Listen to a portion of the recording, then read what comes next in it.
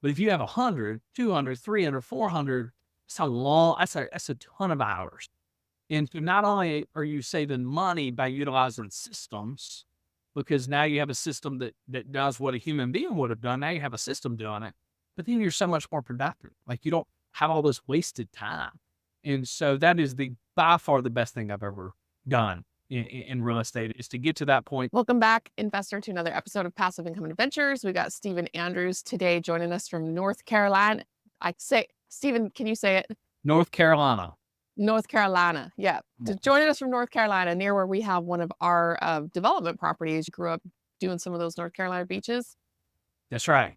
That's right. Yeah. There's nothing like North Carolina beach. It's a hidden gem that a lot of people don't know about.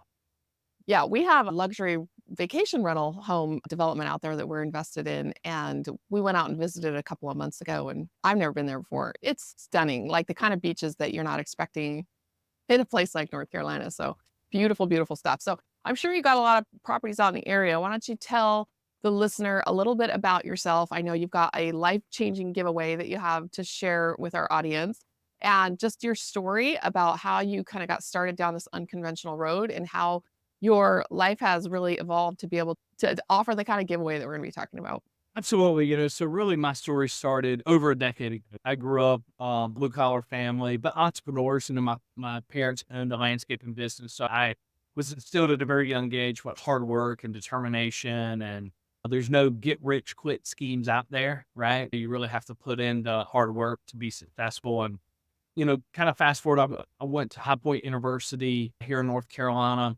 In my senior year, I took a real estate class there. The professor owned real estate in Chicago, owned several different apartment complexes in Chicago. And really the course was you had to simulate buying an apartment complex and make it profitable the first year. If you did that, you got a good grade. If you didn't do that, grade wasn't Wow. good.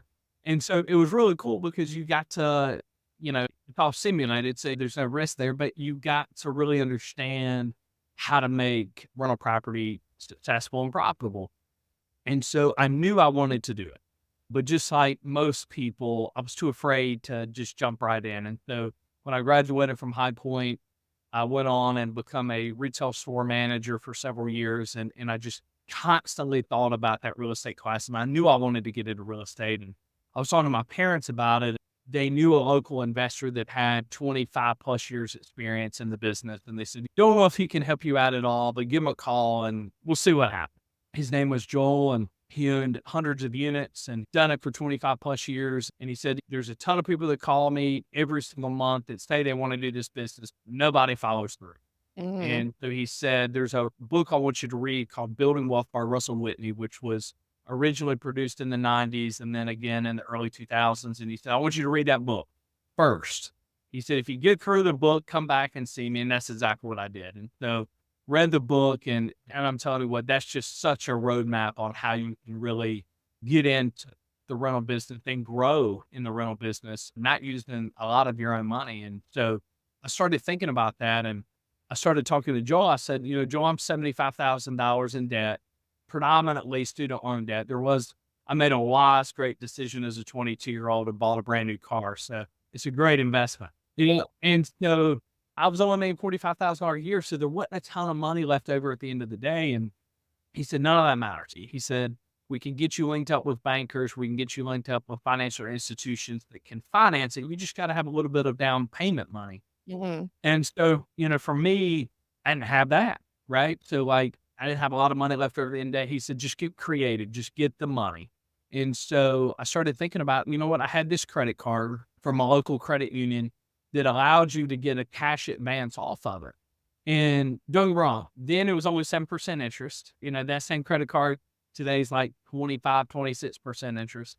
And so I wouldn't necessarily do that today, but 7% interest, even then people are like, hey, you're crazy. 7% interest is high because interest rates run the 4 or 5%.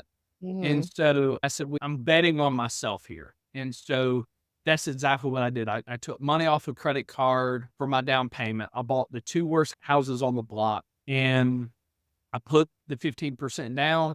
I pulled more money off to fix them up. I turned around, refinanced it with the bank, paid the credit card right back off. And I've just done that hundreds of times. And fast forward 10 years later and hundreds of properties later, flipping houses, loaning money. Now I wrote this great book, The New American Dream, A Simple Roadmap to Purchase and Investment Properties, that really goes into my journey and everything that I've kind of learned over the last 10 years. And then taking a step further, an extension of that is SoarX Consulting, where I'm helping the everyday person get into real estate, the people that are afraid to get in. And I have a great course there. And there's certainly a giveaway that we'll talk about here in a little bit. So it's just kind of come full circle for me. I wouldn't be where I'm at today if it wasn't for a mentor that really helped guide me. And now I'm looking at doing that in the future. What was your college degree and what were you doing for a career that was making 45K that you were like, this is not going to cut it? Yes, I majored in business administration at High Point, and then I was working in a retail store. So I was a store manager. And Okay. so started out at 45,000. By the time I left, I was in the 80s, but I was working 12, 13, 14 hours a day. And I was like, nah, Yeah. not what I want to do. I want to be a business owner. I want to be an entrepreneur. And I just kept thinking back to that real estate class. And I'm so glad that I took that leap of faith. And it's so much easier. I read this in the actual book, Building Wealth by Russell Whitney, that it's a lot easier to buy real estate or to start a new business when you have a full-time job, right? The pressure's not there as Mm, much where you have to make a ton of money on your new adventure, your new business. You already have a job that can sustain you, and then you just continue to build that business. And at some point, it's big enough where you could then go full-time. And so that's exactly, really what I did there. yeah, I feel like I got the lucky way out because and we were older when we started, we wasted a lot of years thinking that this was for rich people. And you'd hear those landlords that are like, oh man, I got the call at midnight. We did know some people back in, I think it was 2003, we bought a house and it was in an area where everybody else around us was wealthier than we were. It was like the smallest house in the nicest neighborhood we could find. They were kind of retired on their passive income, mostly real estate. Some of them ran their own businesses, but they had really flexible hours. And I remember one guy owned like, I don't know, roughly 100 rentals. And he had an office above his garage where he ran basically a property management company for his 100 rentals. And even back then in 2005, whenever it was that I met him, I was like, that sounds like a job. Like they would talk about passive income, right? But this seemed like they were working so many hours to manage their rentals that was one of the things I just completely discounted because it didn't sound like retirement. And yeah, they were going boating in the middle of a Wednesday afternoon, but then they'd go home and put in 8 hours, from 2 to 10 or whatever they were working. And so I really had a lot of, I think, probably head trash surrounding that. He probably could have quit if he wanted to. That's like I didn't realize. And then my husband, when I finally first got into it, my husband had a good full-time W-2. We'd moved across country. I left my business behind, I was a photographer, graphic designer, and he paid all the bills. And I was able to just really focus in hard on rental companies, basically what it was. And I reinvested 100% of the profits back in the business because I didn't need the money because I had a partner who was working. And I always used to think like, how do people do this who don't have a spouse working? They're either single, working themselves, or what I saw even more often was a man who had a full-time job with a stay-at-home wife and a bunch of little tiny kids. And he was trying to balance his real estate business, his full-time job, and being a father of a young family. What does the time management look like, and how long does that last so that you don't lose your family in the process of doing that? Like, that was one of the things that held us back for a really long time, and we were in our almost mid-40s before we started investing. Yeah, so for me, I'm single, no kids. And so it's certainly a lot easier, if you're single trying to do this because, I think back to my own story. I was working 12, 13-hour days, and then I would have to go back in and put in another 2 or 3 hours almost every day to really get Mhm, the business up and going. And so that's very difficult. And it's not a road that is very sustainable, right? You mhm. can't do that forever. And so I knew, I almost gave myself some goals, some timelines. Okay, I can do this for a certain amount of time to get the business up and going, to take the financial burden off. Because I had the full-time job and I was able to, my days off, I was doing things. And so I was lucky enough to be able to kind of grow somewhat fast, so within probably 2 years, I had about 35 units. And so I was like, you know what? That's enough for me to be able to get out of corporate America and start doing this full time. And that's exactly what I did. Best decision I ever made. It's scary, right? Yeah. Anything new, Your brain tells you, nope, don't do that. And it takes you out of your comfort zone. I had those simple thoughts of like, okay, what if people don't pay? What if they just trash my properties? Am I going to be able to make it? Because now not only do I have to live on this income, but this income's also got to pay the bills. And so, it took some courage. It took some courage to take that leap of faith, but I was able to do that. And then now, fast forwarding it, wasn't a very good work-life balance for quite a few years, right? And then for me, I didn't get into this business to work another 12, 13, 14-hour days. And so for me, it's like, okay, what can I do to put certain things in place to have a better work-life balance? So I was fine with not having a great work-life balance initially, because guess what? Building a business is very hard work and it takes time and takes energy, but that's not sustainable. I knew that. And so then I started to put things in place where it's like, okay, I can start taking a few steps.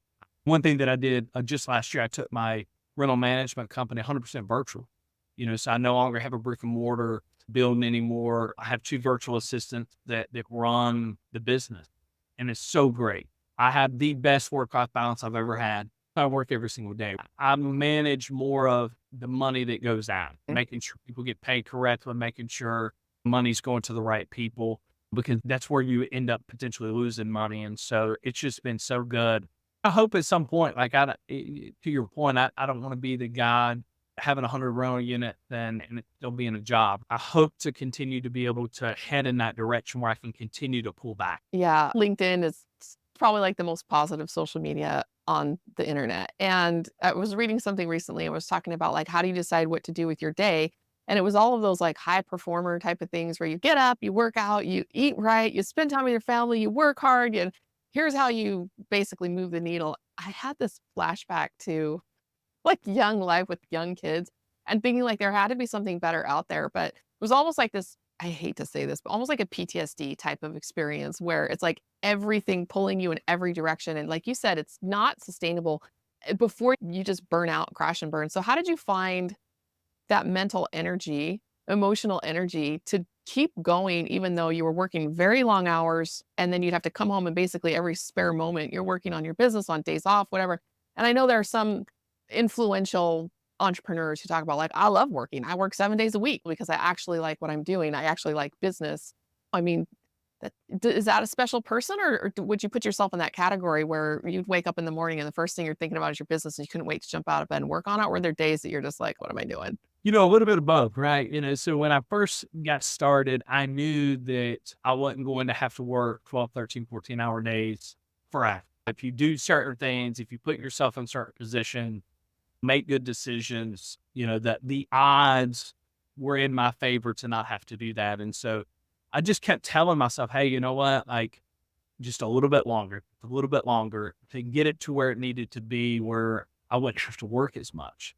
And so, but that's hard, right? I was single and it was hard. If you threw in, all right, I'm married, have a few kids, it becomes even harder. And so you have to make some decisions, right? You have to make some sacrifices, and kind of the way I look at sacrifices is you can sacrifice a little bit up front to have a much better life on the tail end, or vice versa. You're sacrificing to not have as good of a life up front or have a better life up front, but then not have a very good life in the tail end. So it's just a sacrifice, right? So, Mhm. you have to make that decision. And I go back and I think about what Joel told me. He said, him and his wife, he was already in the rental business when he got married, but he said, this business really became both of ours. So it wasn't just me doing everything. It was, she had a role too. And so I think the biggest thing that you can do is kind of delegate a little bit, so you don't have to do everything. I know for me, I'm really good at what I do and I probably could do it better than most. But if I want a better work-life balance, I can't do that, right? There's only Mhm. 4 hours in the day. And so you have to surround yourself with people that you trust but verify, put a team together that can kind of help you do some of what you're doing. You can get, especially people helping you manage, it's pennies on the dollar compared to what you could potentially make and to be able to have better work-life balance. And so kind of putting that stuff into place, because for me, I'm okay with hiring people to help me do it. My peace of mind's there. If I'm not working 12-hour days, because that's why you get into business, right? I'm not an entrepreneur that says, you know what, I just want to be able to tell people I own hundreds of properties and I want to tell people I make millions of dollars. I can care less about that. I want to make my life. And Mm, so how do you make your life better by doing that? It's okay. It's that old saying, you got to spend money to make money. And yeah. so, if you have a better work-life balance and you can enjoy life better, hey, I'm all for it. Because why work your entire life just to grow something huge and not enjoy any of it?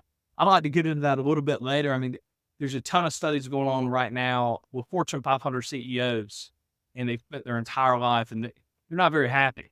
So we'll get into that a little bit later on. Yeah, some really good concepts you have in there. I feel like one thing you mentioned about delegation, it's almost like stoicism where you're trying to delineate what you can control and what you can't control, and then focusing on what you can control because the more you focus on what you can control, the less stressed out you are about what you cannot control. And this is an ancient philosophy, but it's being backed up by modern science with people who struggle with addiction or people who struggle with other types of issues, that the more they put under their own control, the less they worry about what they can't control. So what you mentioned there about delegation reminds me of that because it's like, what can only you do? Literally, what can only you do? As the business owner who loves and cares most about your business, what can only you do versus what can you delegate? I think of it like in my own case, if I was going to put my kids in daycare, I'm still their mom, right? And I care about those kids more than anybody else is ever going to care about those kids. But I don't have to do 100% of it by myself. I can have some trusted caregivers. So that delegation from the standpoint of what you can only do versus what you can delegate out. Can you give us a few tips on how you made those decisions and maybe some examples of things where you thought you could delegate something? You're like, no, I actually have to pull this back in. Or if you have any stories where you thought you had to take it back because it wasn't going well, but then you learned more and you were able to then delegate it out again and where those skills needed to be built so that you could really focus on what only you could do and delegate the rest. Yeah, for me, it was majority of the property management aspect, right? So like for me, like I want to be able to go see the properties that I'm investing in. Like I don't Mhm. want to trust somebody to be able to go do that. And that's something that I still do to this day. Like if I'm gonna go buy a property, I want to actually physically see it. Or at least be able to see pictures and I make the decision because at the end of the day, buck stops with me, everything's on my shoulders. But the property management piece, I thought I had to call the tenant. Like, you know what? I'm going to get a better result if the owner calls the tenants. That's not the case Mhm. whatsoever. Like, No. you know, They take advantage of you so much more than a management property manager. exactly. So, having a property management team in place where they call the tenant, they enter the stuff into the system, they add them to the system, they go through the application process to pick the tenant. I thought I had to be a part of all that to find the best tenant. And it's just not the case.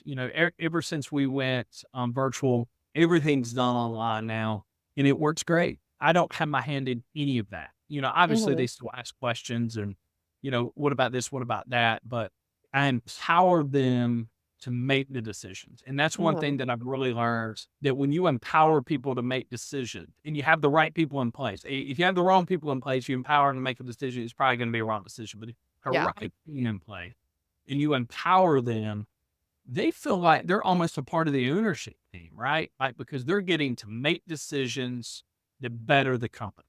And so what I did was I gave them all these different scenarios that I've come in contact with over the last 10 years.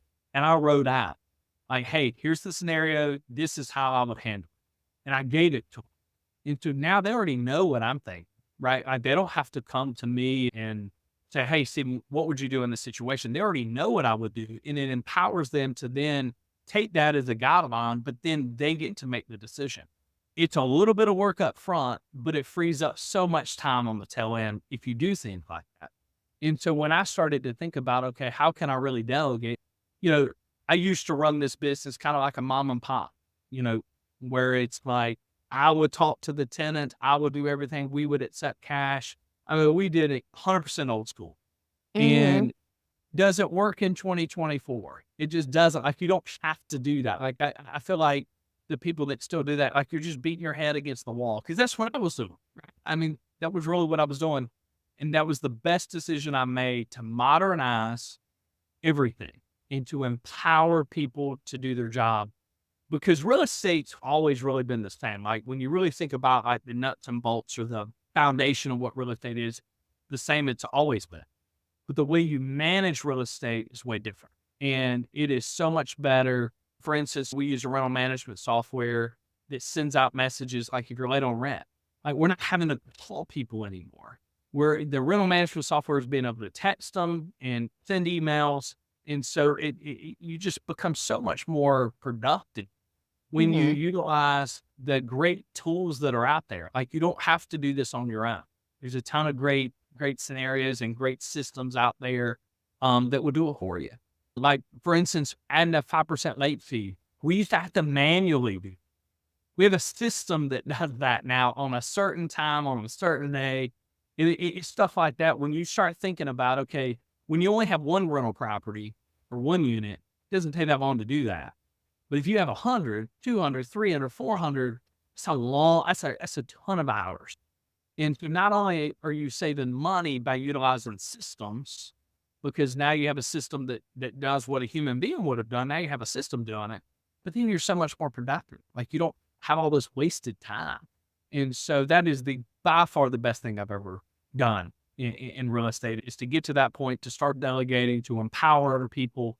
And obviously I'm still there to, trust but verify, right? But it's just one of those things. And even dating back, like I had an employee embezzle money when we would accept cash. And Yeah. so, Very common. yeah. And here's the thing. This is my whole thinking behind money. You can trust somebody 100%, the most trustworthy person. But if you got 50 units or even 20 units, 10 units, just say, and they all rent for $1,000 a month, you got somebody that, not you, has $10,000 cash in their hand. Like you're just asking for it. And it's very hard to catch, because if they took $5 here, $5, it adds up over time. And the only reason why I called it was I just so happened to be at the office that day, and a tenant called in and they said, "Hey, my rental account's off by $20. I paid X amount." And that's how I called it. I said, "Well, let me look into that." And he provided the receipt, and his receipt had the right amount. That's how I almost backed into it. But eliminate that. Don't accept cash. I mean, there's just so many great rental platforms that people can use a credit card or have it auto drafted, or, there's actually some that allow them to pay through a cash app. I mean, Hmm. and it brings so much peace of mind, and it eliminates the sticky hands, right? The sticky fingers. The people called on Home Alone, the wet bandits or whatnot, Home Alone lost in New York. It's just, you're not allowing somebody to have that opportunity to steal, because Yeah. there again, people are human and you never know what somebody might go through. Don't ever say it's never going to happen to you. And that's what I talk about in the book too. Prepare for the unthinkable, because, things are going to happen to you you didn't think were going to happen. Yeah. Well, it's kind of like, hey, I need to lose some weight, but keep ice cream in my freezer. It's just not a good place for ice cream when you have something that you're working on. It's just too tempting. Don't put that stuff in front of yourself. If you systematize your business well enough, like a McDonald's or a Starbucks, any teenager can run the thing while you're not there, because it's very clear cut and they've got stuff that the computer helps them do. I mean, have you heard like the old ladies in line at McDonald's, and for whatever reason the computer goes down and the kids don't even know how to count change, and the old ladies are like, "Oh, you can't even count out your own change." And this person at McDonald's looked at the old lady and she said, "You can criticize my ability to not count change when you stop asking your grandson to help you with your iPhone." Bonnie. And I am seeing the same thing. We have any of our older tenants resist these systems pretty heavily because, let's just be honest, you put your information online, you will eventually get hacked. You will eventually have somebody scam you. You will eventually. And so a lot of our older tenants resist these systems because they just know that they're not savvy enough to withstand the pressure of the scammy text message and things like that. So what do you do with residents who are resisting going into systems, either because they have to pay in cash or they have to deliver a check or whatever? Because rightfully so, they know that they're going to become prey. Yeah, that's the hard part, right? So when we went to these systems, we had to get several hundred tenants onto the systems, and we had great success early. A lot of people, believe it or not, they want to be able to pay rent on their own terms, right? Yeah. They want to pay it at 5 o'clock on a certain day. Well, if you closed at 5, they can't pay it. If they want to pay it at Yeah. 6. And so for the most part, we had a great reception, that a lot of people are like, "You know what? I have to pay my power bill online, or I have to call in and pay it. You know what? I don't really have a choice here." But there's always those few. And so we normally would work with them. We would say, listen, all right, what does it take for you to get comfortable? We'll give you a few months here, but at some point we have to make the leap. So what do Yeah. you need from us to feel comfortable doing this? Sometimes they would say, well, you know what? I knew nothing about this. Can my son or daughter pay? Absolutely. You know what? We can get with them and we can explain exactly how to do this and it works great. And then there's some that don't have family that actually helps them out. And we actually wrote up some literature in even the platform that we use gave literature of exactly how to do it, whether you use a credit card, whether you use a bank, whether you use a cash app, whether you have it auto drafted. And what we found out was the platform we use, you can actually enter your bank information in every single time that you make a payment. So it doesn't store any of your information. It just uses it that one time for them to make the rental payment. And so I have some tenants that are older that say, you know what, I don't want my information stored. I don't want it auto drafted. I want to enter my stuff in every single time. I'm like, hey, that's fine as long as you're doing it that way. So you kind of have to break those barriers down. People are always going to tell you, no, I don't want to do something. But once you start like saying, all right, this is better, and you start explaining it, that takes care of the majority of them. And then you're going to have some that still says, no, I don't want to do it. And unfortunately, like some of the conversations we had said, all right, we're going to give you a few months here, but then you have to do it. And if you don't do it, unfortunately, you're not going to be able to rent from us. Like this is the only way you can do it. And I think that then sends the clear message to them like, you know what? I gotta be pretty open as a tenant as well, because they're really trying to help me out here, Yeah. where, I can pay, in my own time as long as I'm within the parameters and that sort of thing. So luckily we've had great success and we've been able to get everybody on it. But I mean, obviously you always have a little bit of pushback. Yeah. Well, they're always the ones who think that they can push you. But when it comes to the point where we have the new ones moving in, they got to be on the system. Sorry, we're not going to work with you for a few months if you're a new move in, right? And they understand that if they become the new move in at the new place, that they're just going to be in the same position. So when we explain that to them, there are always a few holdouts that have to do things a little bit differently. And I think that's the mixture of, like you said, delegation and systematizing and having some flexibility built in as a business owner. Given this discussion that we're having, what do you find in your business that only you can do, that you absolutely cannot delegate? Either you've tried and failed, or it's just not something that you see ever being able to outsource? For me, it's the writing of the check, the money going in, right? And for me, it's just I probably could delegate this, right? I mean, there's plenty of huge companies that other people write their checks and that sort of thing. But for me, I've just had over the course of 10 years where we've paid out things and things weren't verified correctly to make sure that the work was done correctly, or a check might have been wrote for the wrong amount. And then it's just chaos. And so for me, I always want to look over the checks before they go out. Like I want to Okay. make sure the amount's right, that we have verified all the steps are taken. Because one thing that I've learned, once you pay them, they're probably not coming back. Right. Thing Not the where IRS. Or right. So um, you know, it's so hard to get a contractor back once they're paid because they're on to the next job. Even if, for me, luckily, we have people that are on payroll and then we also sub stuff out and we use the same vendors all the time. Luckily for me, they normally always come back because they want more work. But what I have seen, even from other companies that might have outsourced just one or two jobs, that once they're paid, they're not coming back. They're not coming back to fix it. They're just like, hey, you've paid me. Mhm. I thought saw it all. Like, it was right whenever I left. I mean, every excuse under the sun, right? And so for me, I always want to verify that with checks going out. That is the only thing that I still really have a tight grip on, just because for me, when you have somebody embezzle money from you, you start thinking a little bit differently, even though I took care of that piece of it by not Mhm. no longer in cash. But then, you're trusting someone to have a checkbook that can write a check that I mean, you just don't know. You always want to trust but verify. And so I always want to trust that we are doing the right thing, but I always want to verify that we're doing the right. Yeah, and the term verify, to me, like, that's the part you don't delegate. So you have to trust people, but there are certain checkpoints within the system that make sure, like, you're going to approve all the expenditures, or maybe all the expenditures over a certain amount, or something like that in the system where you got to verify. What other types of things do you find that you're either verifying of the people you delegate, or stuff that you can't delegate? And I'll give you an example with like business development. There's no property manager that's going to come to you and say, "Hey, I found a great deal on a new property. Do you want it?" I mean, occasionally, if another one of their owners is selling, they might bring you a deal. I do hear about that. But growing your business, taking care of designing those systems, like what other kinds of things you're verifying, and what are the kinds of things you're like, that's a business owner's responsibility. And the reason I'm asking is because we sell the passive income dream to our investors. And I say sell in air quotes because the passive income dream, there is income that is truly passive.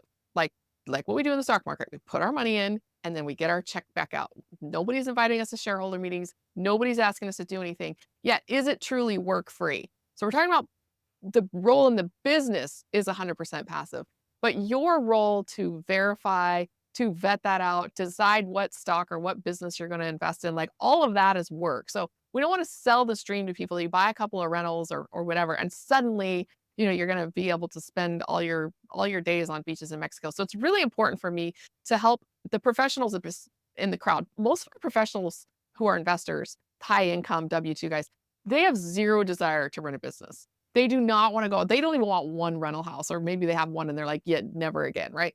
They really get it. Sometimes I find that our entrepreneur investors get really down in this trap because they know how to run a business and they think they can run this rental property business alongside the other thing that they're already doing.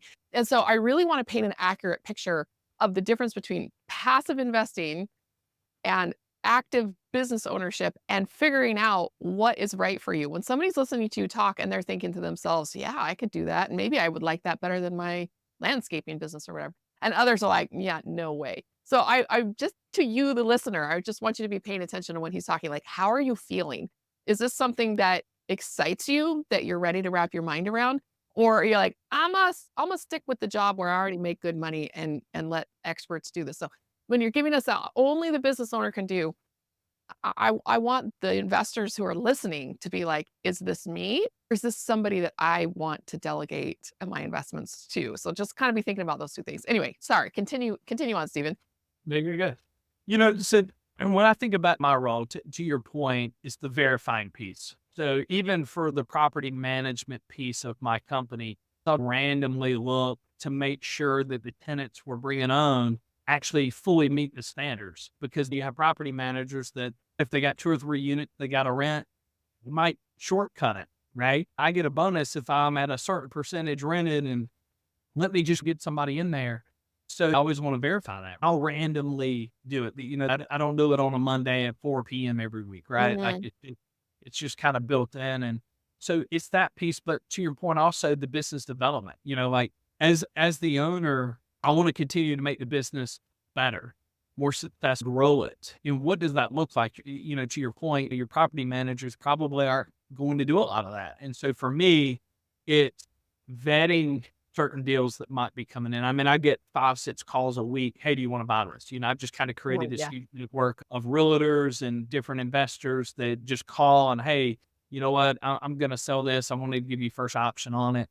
And I have to vet those because for me, it's my business. At the end of the day, it all is on my shoulders. If I buy a bad deal, I have to shoulder it, right? And I have to make it work because I don't want the business to go under. Luckily for me, I haven't had too many bad deals. Like I have a very strict, like this is the formula that I'm using, and it's been great over the last 10 years. Same way with flipping houses and loaning money too. So it's more about business development for me, very high level stuff of how to grow the business, how to continue to create income, and then loaning some money, to your point about passive income, real estate's like it in some senses is passive, right? But in some senses it's just not, right? So even, if you manage or if you ran your own company, there's stuff you got to do every day. To your point, it's not like the stock market. It's not like your retirement where you just get a check every single month. Like you have to put some work in. Even if you owned real estate and you had a property management team that you don't even own, you're just a client of theirs, they're still going to ask you questions throughout the month. Like, you know what, if the hot water heater went out and it ruined your floors, okay, like I need your insurance information. What do you want to do here? I mean, there's still going to be decisions you have to make. And so you have to kind of understand that there's going to be work throughout a month, right? Like you're never going to probably go through 1 month where you're not going to do anything. And so for me, I always think about passive income as is like that retirement. You don't have to do anything, but you can't make real estate as passive as possible. And I think for me, having a rental management team on staff that I do some follow up with, that, you know, they're the ones bringing in the money, but then as a business owner, I'm still having to verify what they're doing. Hmm. That works quite well. And I'm able to kind of shrink down the hours that I have in. If you're at 12, 13, 14-hour days, you got to figure something out because you're going to get burned out. I thought I could sprint a marathon, right?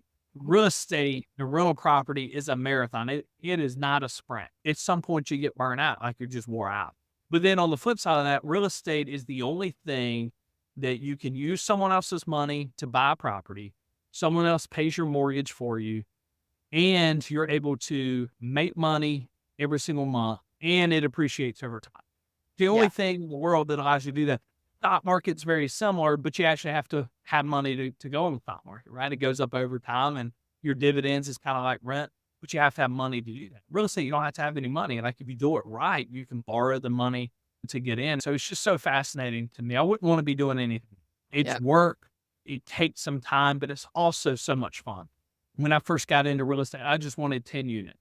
I just wanted some secondary income. And then it almost become like a drug, right? You almost get a little bit addicted to it, where 10 become 20, 20 become 30, and 30 become 40, and so on. It helps you build wealth. Someone else pays the mortgage for you. You make a little bit of money every single month. And sometimes you make way more than just a little bit of money. And it's great, but you have to be willing to put that work in. And I think what a lot of people don't realize is whether you're in real estate or you own a completely different business, at the end of the day, the buck stops with you. It is all 100% on your shoulders. If you want to shortcut it, your employees are going to shortcut it. If you want to shortcut it, your business is going to suffer. And so you have to be willing to put that work in to make sure things are right. And it could be an hour a day, or it can be 5 hours a day or 10 hours a day. It depends on what size business you have, but you still got to do those small things. Yeah, and the one thing that you mentioned there that I just want to point out, like the one thing you cannot ever delegate is the networking. Like having a personal brand. When you have those relationships with realtors, brokers, managers, investors, lenders, you can't delegate that out. Occasionally, if you build a large enough company brand, people will respect the name of the company for those, companies that are doing a couple $100 million. You mean more that you're with a company. But before that point, you got to network, and there's nobody that can network for you. Can you imagine like sending your property manager to a networking event and saying, I want you to collect some business cards for me? I mean, there's just not much you can do. And at a certain point, it has to be you. People say that a lot with syndication, because syndication is what really opened up the door for me to be like, someday I'm gonna have to sell these rentals because I'm gonna get old, right?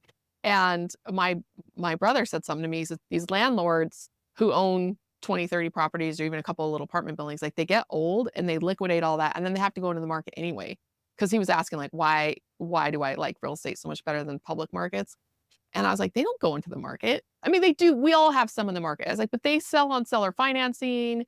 They take their money out and then they're going and being the money partners or the limited partners in somebody else's deal. Like they don't really ever get out of real estate because they know that this is where it's at. I mean, you look at the richest people in the country, right? And they've got 20 to 40% of their net worth in real estate, and a lot of them even more, up to 80% I've seen in some cases. This is just one of those things that you cannot delegate out, that networking. But at the beginning, like you mentioned, you're having to do it all yourself. So take me back in time a little bit. You bought the two ugliest houses on the block when you were doing everything yourself.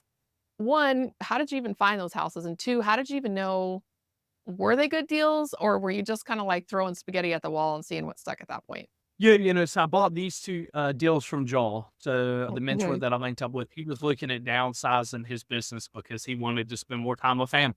Yep. He was just getting to an age where he's like, you know what, I don't want to do this as much. I want more passive income. And so for me, it was all about worst house on the block, not like cosmetic issue.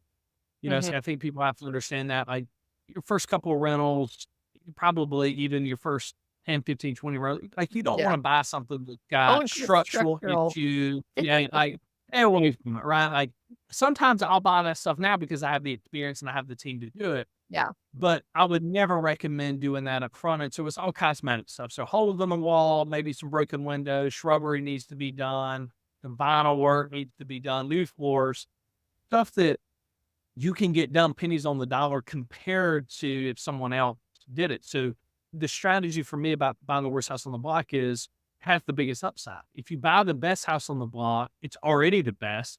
You paid somebody a lot more money to actually fix it up.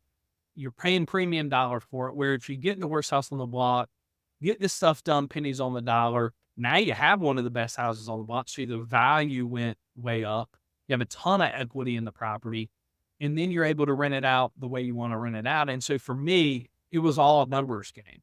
So Hmm. this is what I buy the property for. This is how much money I'm going to have in fixing it up. This is what I'm going to refinance it for. And this is what I can rent it for. So my rent minus my payment, taxes, insurance, and a percentage for maintenance. And you know Hmm. what? I'm going to make enough money. And so I felt good about that, and I've used that formula very conservatively. So I told people, like, base a payment not on there was times where I was getting, 6% interest rates and then 4% interest rates went way down and now it's back up to 8%. And so luckily for me, I didn't evaluate what my payment would be on the current market. Some of these interest rates were 5, 6% when I was getting in it. And I said, okay, well, what if it goes up? There again, I couldn't predict the future. I was just trying to prepare for the unthinkable. What if the interest rate went to 8, 9%? And so I was evaluating properties, doing hypotheticals if it went to 8, 9, 10% interest rate, not knowing that years later it was actually going to do that. And so I based my numbers on that worst case scenario numbers. And so if I had to refinance everything and I'm at 10%, guess what? I'm still cash flowing because I made sure it cash flowed whenever I bought it, or like I evaluated the deal that way. A lot of people don't do that. A lot of people just say, okay, well, this is my current situation. This is my current market. But what they don't realize is a lot of loans make you refinance them every 5 years. There's just so many different options. Some people are getting notes that are variable, which I've never gotten a note that's variable just because that scares the crap out of me that, next month it can be 9%. This month was 7%. Like, it's so hard to run a business that way, but I've tried to be as conservative as possible. Most people just look at it, hey, this is what it is today. And what people don't realize is real estate or rental property is not about today. It's about 10, 15, 20, 30 years from now, what you're going to make over time. And people don't realize that. They're just like, well, what can it do for me today? Now, let's say this, don't buy a property just to say you own real estate either. If you're not going to make anything today, like, you're going to get burned out very fast. You're going to be like, you know what, I'm working 5, 10 hours a week and I'm not making any, like, I'm barely making ends meet. Eventually, you're just going to sell that property. You're just going to be fed Yeah. up with it. And you know what, like, this just doesn't make any sense. So you got to kind of give and take there a little bit, but understand that it's just not about today. And also another thing that I didn't think about when I was evaluating property, I certainly thought about the interest rate going up, but I never thought, what's the rent going to be 5 or 10 years from now? So stuff 10 years ago that I bought, my rent has tripled over 10 years, sometimes 4 times. Like, I mean, it is just incredible how much some of the rents have went up, and some of them had doubled over the last 2 years. I mean, some of it doubled during COVID, which doesn't make any sense, right? Like, why anything would double during COVID, like when the country just shuts down, right? So it's just, you also have to keep that in mind too. And for me, thinking back to my own thing, like, I didn't even think about rent doubling or tripling. I'm just like, well, they'll go up a little bit, but I never thought they would go up the way they did. And so you also have to kind of keep that in mind, but always evaluate a deal conservatively, because if you do, it doesn't matter what the market normally does, you're going to be. Yeah. Something you said, a couple things you said actually kind of made me wonder about the residential versus commercial debate that we often see inside the real estate community. I hold both. I think it's important for diversification, but you can enjoy pros and less cons when you diversify. So, the first thing you mentioned was when you were in college and you're doing the apartment simulation. So, you had that introduction to real estate through commercial, which is unusual. Usually it's the other way around. And then you said something about how this is not a get rich quick scheme. This is a game for tomorrow. I feel like people who come into real estate sometimes thinking that commercial is the get rich quick scheme of real estate. It's you're gonna get more money, you're gonna have more passive income, spend more time with your family. And I say again and again, it's just not true. The other thing you mentioned was commercial loans. You kind of have to refinance those every 5 to 7 years. Even if you get a fixed rate, the term is not 20 years. It might be amortized over 30 years, but the term is rarely more than 7 to 10 years unless you have a personal guarantee on it from a local bank or maybe a HUD loan, which that's a whole different ball. But most commercial loans are maturing 3, 5, maybe 7 years, and you have to sell or refinance, which is why we're feeling so much pain in the commercial industry right now, because those adjustable rates went up. But even on the fixed notes, they're coming due. And so that's what they're talking about, like these notes, $1 trillion or whatever is coming due in commercial because you don't get 20, 30-year terms on them. So can you talk about the fervor, the craziness of the commercial bubble that was a few years ago versus the stability of long-term residential notes and the hassle of having so many residential properties when you could just have all of them in under one roof? Like, give me the commercial versus residential argument for yourself. How have you chosen to allocate your portfolio between those two? For me, it was really kind of what I fell into, right? So Joel owned a ton of residential rental properties. So single family, duplexes, triplexes, quadplexes, fiveplexes. I've actually ventured into small little apartment building, 10 units or less, but all residential units, right? So I do own one small little strip mall. Joel told me this. He said, residential rental property is as recession proof as it can possibly be, right? Like, so when you think about COVID, for instance, the government said you Yes. couldn't file eviction on people for non-payment of rent, which, kind of, let's have both of our hands Unconstitutional. kind of, we start to run a business, right? Yep, So yep. luckily for me, most of my tenants were good because we did the right thing up front. We made sure they had good jobs and that sort of thing. And then the ones that couldn't pay, we got them some sort of rental assistance. So there was just a ton of different people out there that would help people with rental assistance, especially here in North Carolina. And so I wanted to get kind of before COVID, I wanted to get into more commercial. And then COVID hit, and I have some Mhm. friends that owned shopping centers, and they were just struggling. Like the banks were saying, you know what, we'll take interest only payments. Well, in some cases, you know what, we'll give you a deferral where you don't have to pay for a couple of months. We just don't want you to default. I mean, it was really, really bad. And so Yeah. already thinking about, you know what, like maybe I should just stay in residential, right? Like that's what I'm really good at. You know, everybody has to have a place to live, right? But not everybody has to have a like a building to go work in. So for instance, here in North Carolina, there's a ton of like office buildings that are still vacant to this day. That they're Yeah. still letting their employees work from home, and I don't know if it will ever go back or not. I think only the powers to be really know that. And so for me, like COVID kind of solidified, like, you know what? I got a small strip mall. I'm gonna keep that. That's good, but I'm gonna stay in residential rental property in people's units to live in because everybody's got to have a place to live. Mhm. And to me, it's just more secure, right? Like, no business is ever 100% recession proof, but everybody does have to have a place to live. Not Yeah. everybody has to have a place to work, and so it's just for me, it's a personal preference, but that's also what I got in to real estate with, and that's just what I'm really comfortable with. I think it Mhm. could be that on the complete reverse side of that, if you got into commercial initially, and depending on what kind of commercial real estate you have, so if you have these huge huge office buildings compared to strip malls where some of these businesses, especially like restaurants or hot yoga is this huge thing here in North Carolina. So like you can't have that from home, right? So like you gotta have a space for that. So I think it depends on what your commercial real estate, Mhm. and even some of what commercial real estate has to offer, there's some that's more secure and more recession proof than others. Now Mhm. we have another COVID, you just don't necessarily know. And then I knew that things were going to get bad when you start thinking about the NCAA tournament. So I was at the ACC tournament in Greensboro that year, and Rumors started going around, the tournament's going to be canceled, ACC tournament's going to be canceled, the NCAA tournament's going to be canceled. I'm like, there's no way. You know how much money that is? And sure enough, and you just don't know what the future holds, right? I mean, that's the first time in our history that that's ever happened. So it's Yeah. very interesting. Yeah, the first building I ever tried to buy was a 14-unit apartment building, and then we had a fourplex under contract at the same time. We were going to buy both of them. And the loan difference between the fourplex being considered residential property and the loan for the 14-plex being considered commercial property, even though people live there, right?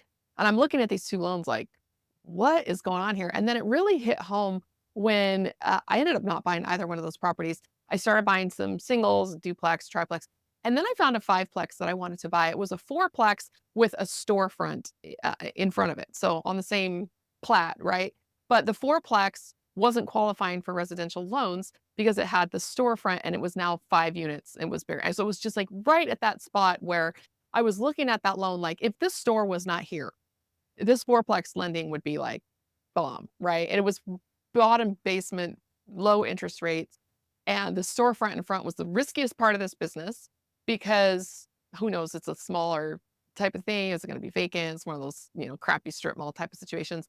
And then the loan was terrible. And I just remember thinking like, I don't actually, the risk on this deal is making me very, very nervous. The fourplex is the best part of this deal. And I ended up walking away from it because the loans were they were just no good. Right.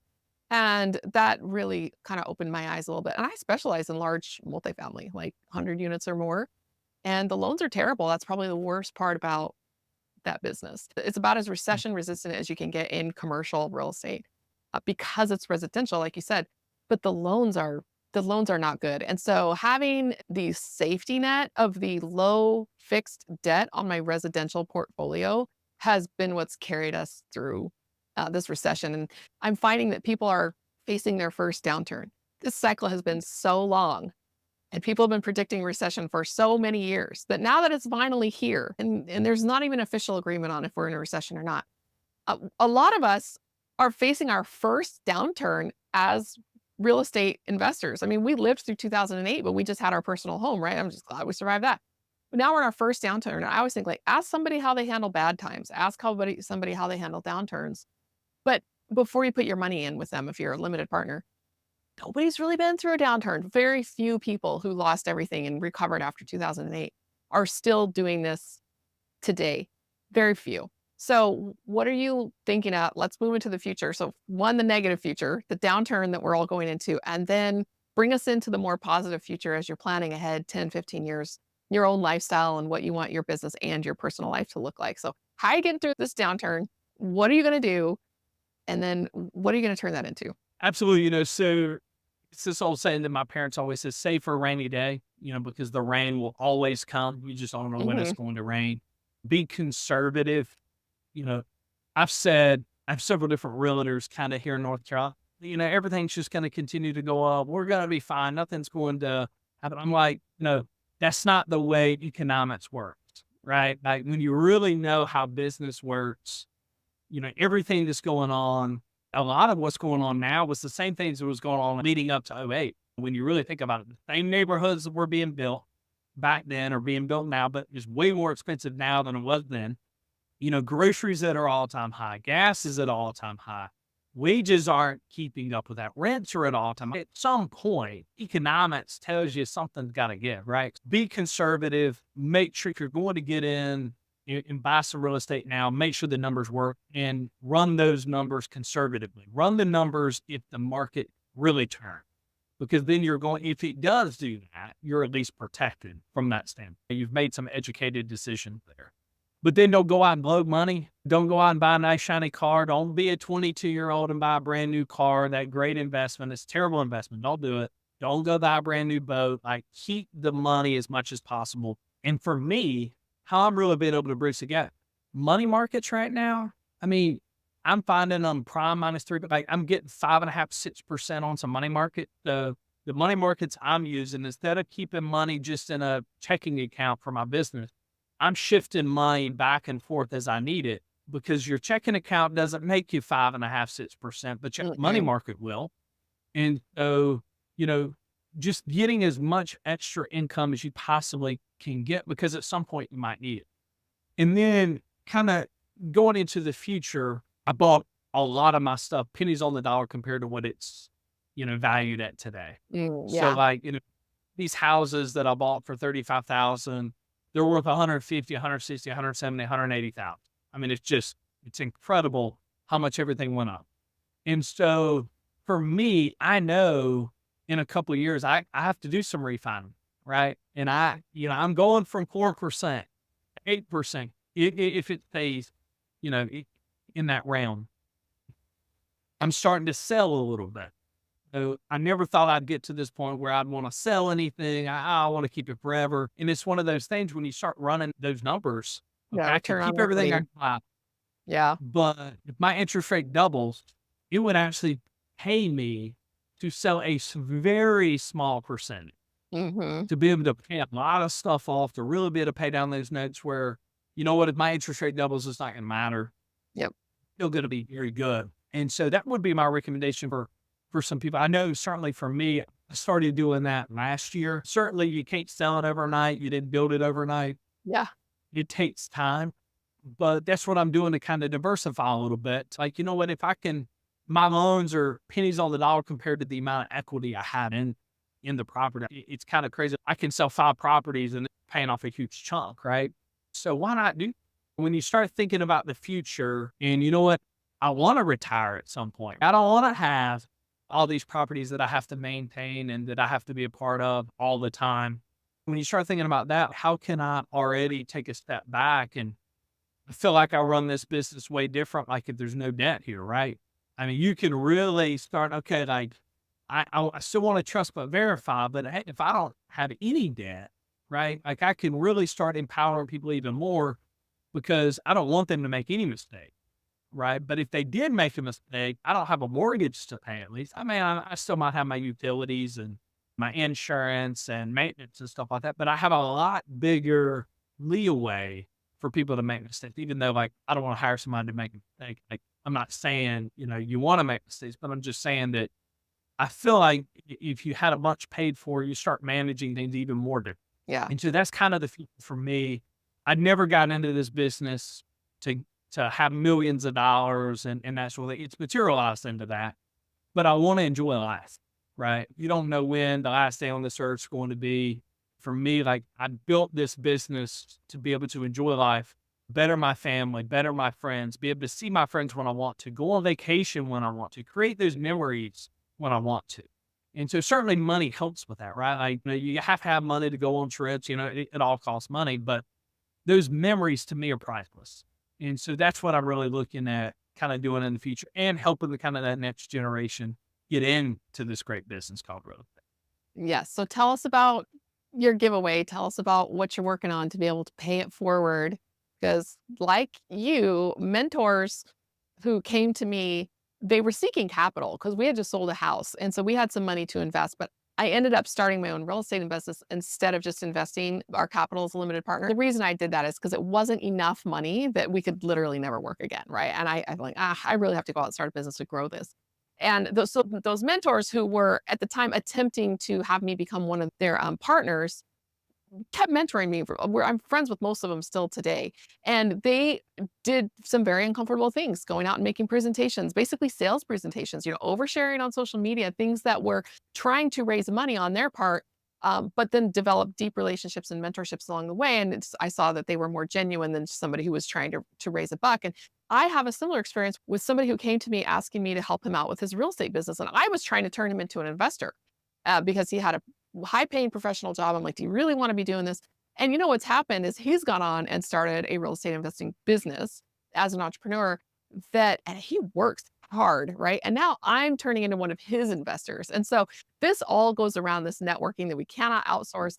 And really grateful to the mentors who helped me along the way. And even though it seemed like maybe at the beginning they had an ulterior motive, it's turned into this amazing life-changing experience for us. Describe to me what you're working on to do kind of the same thing for people who are coming after you, to be the Joel in somebody else's life. Absolutely. So about 2 years ago, I had several different realtors and several different new investors come to me and say, there's so many new realtors in the business that don't understand investment properties. And there's so many new investors that don't understand how to really be successful buying real estate because it's easy to buy one room. if you want to scale that, and it's just so much more in depth. And so Yeah. you're like, you know what? People want to know what you know. And so he got me thinking, and that's why I wrote the book, The New American Dream, A Simple Roadmap to Purchase an Investment Property, because it really is the roadmap that I used over the last 10 years. It's an extension of Building Wealth by Russell Whitney, those principles that I learned there. And then this is everything that I learned over the last 10 years. And I created a business called SoarX Consulting to help the next generation get into this business. You could be 25, you could be 65. It doesn't matter to me. Like, it's really, I'm there to help wherever you're at. Everybody's at a different place, different starting point. And so I created this course that I have, and it's an extension of the book. It's an 11 module course, takes about 3 hours to go through it all, but it gives you resource guides, it gives you downloadables, it gives you worksheets, everything that I use on a weekly basis, monthly basis, yearly basis, checklists, how to do the rental. I mean, how to find a good deal, what's a good deal, how you find finance. I mean, it's just so in depth and helping people get in this business. And so then I started thinking about like my time when I first got into this business. I didn't have money, right? Like I had to use a credit card, and I'm like, you know what? How can I pay that forward? How can somebody get in this business and not use a dime of their own money? And so I come up with this crazy idea where we're doing a giveaway, where we're going to give away, someone's going to have a chance at winning $500,000 in January. How you would get on it, you can go to SoarXConsulting.com or shop.SoarXConsulting.com. We're going to give away $1,000 every month starting actually next week is the first drawing. And we're going to give away $1,000 every month leading up to that. And then we'll fly someone in, whoever the winner is, we'll fly them in to eat to North Carolina, and they'll play a game and have a chance at winning $500,000. And so how you join, for every dollar you spend, there are free ways to get in, but if you want more than just one entry, for every dollar you spend is the dollar entry into the giveaway. You can buy the book, you can buy the course. There's some apparel on there. There's 3 different versions of the book on there. Just really great stuff. And it's kind of fun, right? Like, I want people to buy the stuff for them to get into real estate, but this is just kind of an added bonus. And I really want to be able to kind of help change the future of that, because I know for me, I thought you had to have money, and I thought you had to be well connected to get into real estate. Me You don't too. really need even one. Like you don't need money. Now, you It certainly helps. helps, money certainly helps, and it certainly helps if you know somebody that can kind of help lead you, but it's not a requirement, right? And that was the biggest misconception for me. And so I want to be able to tell people that. I want to be able to give them that opportunity to help grow real estate into whatever they want it to be. That's okay if your dream's to have 5 properties, you want some secondary income, and it's perfectly okay if you want 100 or whatever that is. I want to be able to help people. And so that's kind of my next adventure. Really looking. It's so awesome. And I don't know if you're going to sell $500,000 worth of merch to cover what you're giving away. My guess is probably not.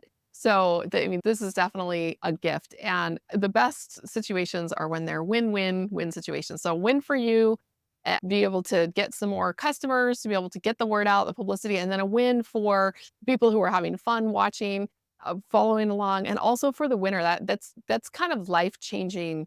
You see people on Shark Tank, and they're up there asking for $150,000, $350,000 just to change their lives by funding their business. Real estate is much more expensive. And so that is enough to get a business started. I think I started my business on roughly that. We'd sold a home and kind of put our retirement money, what we made off of that house, because it was a live-in flip, like we really forced a lot of value into it. And I went out and I started my business with, I think it was around just under 400, somewhere around $400,000. And it was life-changing money. Now, we made it off of real estate, yes, by not starting out with any of our own, putting our sweat equity in. But once we had that money in hand, I was able then to go out and really scale into something truly life-changing. And that's what you're offering to somebody lucky enough who's going to work hard enough and try hard enough to get out there and actually win the money. It's not just a sign up and random winner. They have to go and do something. So I love the concept.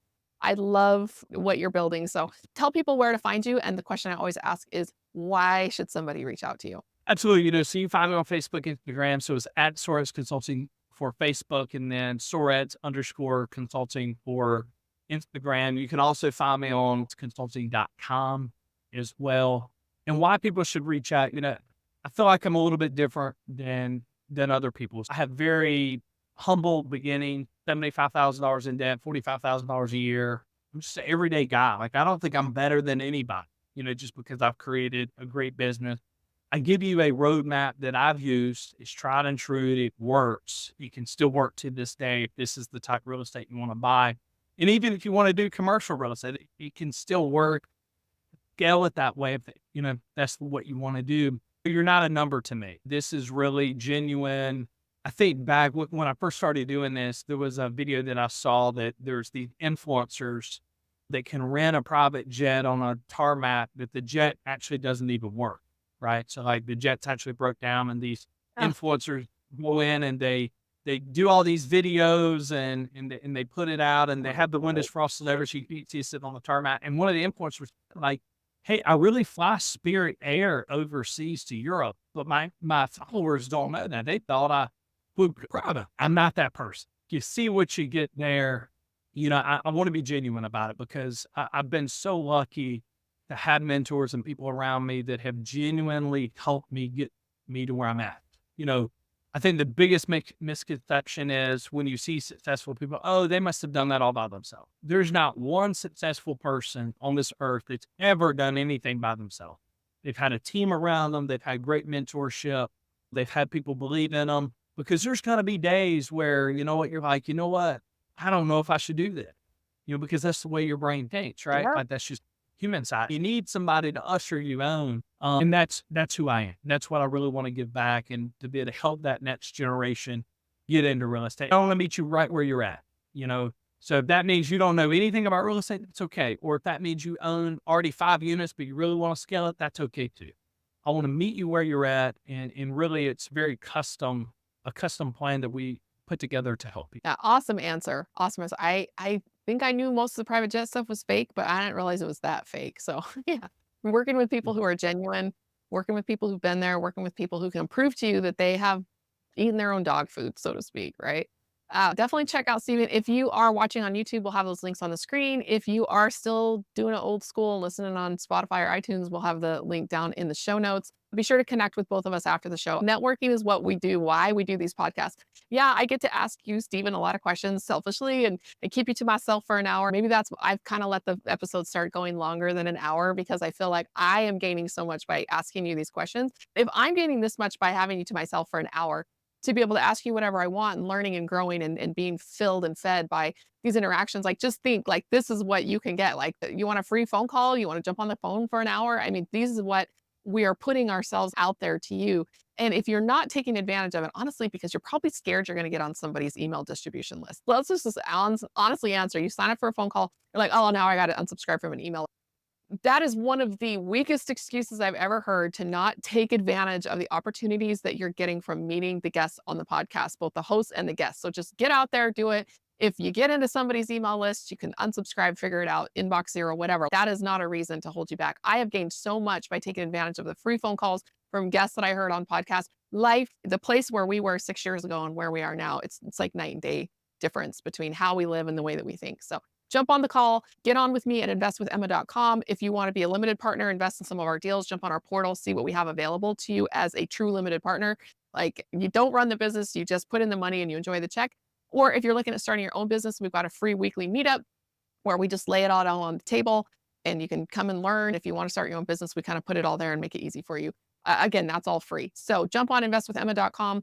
If you are an active investor, apartment syndicator, startup, somebody, jump on highrise.group if you need a pitch deck design. We all need to attract capital into these expensive real estate businesses. When they say for little to no money, it usually means little to none of your own money. So you're needing to attract investor capital. A great piece of marketing material to use on social, to be able to use on webinars, to hand to people, to use as a backbone of being able to share information, whether you're flipping a house or doing an apartment building. Let me know. I can help you kind of craft that message to your investors because that's what we do here. It's very investor centric because that's what I benefited the most from when I was starting my journey. We really just want to help people get out there and just run better businesses and have better lives. So thank you so much for coming on, Steven. And say goodbye from North Carolina, which is probably the safest place to be to weather a recession right now. Thank you so much for having me. I really enjoyed today. Appreciate it. Until next time, y'all, let us know, reach out, tell us about your next passive income adventure.